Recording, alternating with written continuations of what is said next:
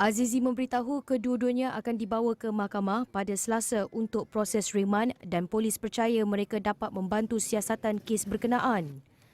Menurut Azizi, polis juga sedang mengenal pasti sama ada terdapat individu lain yang terlibat dalam kes pembunuhan dua beranak berkenaan dengan siasatan terperinci sedang dijalankan termasuk bagi mengetahui motif.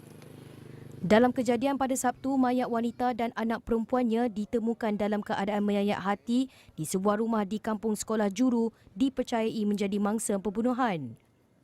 Mayat wanita berusia 51 tahun yang merupakan peniaga kuih dan anaknya berusia 11 tahun ditemukan suaminya yang pulang ke rumah kira-kira jam 7.30 malam dan kes disiasat mengikut Seksyen 302 Kanun Keseksaan.